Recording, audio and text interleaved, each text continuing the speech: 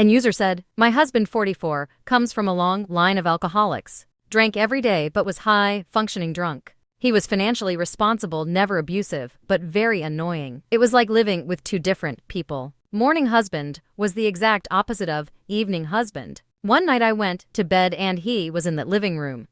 Our daughter was asleep in her bed. I woke up at 2 a.m. to the fire alarm blaring. When I got to the bedroom door, I seen the house was full of smoke. He had passed out in the chair and left the door too.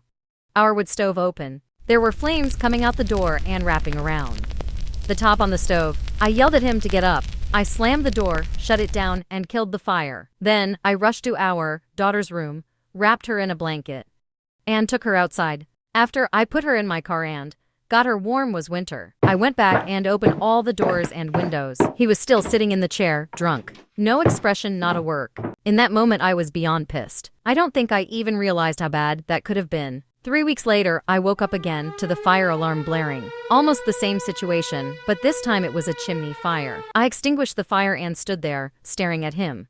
I had no emotions at all. I slept in my daughter's room the rest of the night. In the next morning, I told him I was done. I could not allow him to put our lives in danger anymore. I packed my stuff, took our daughter and left. That was the turning point. After being gone less than 24 hours.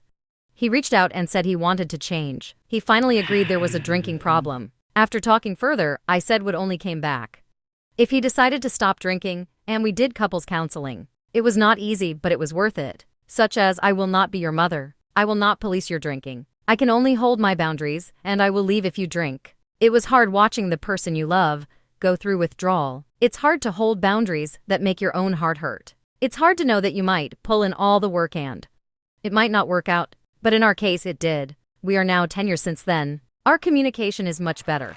The drinking has stopped.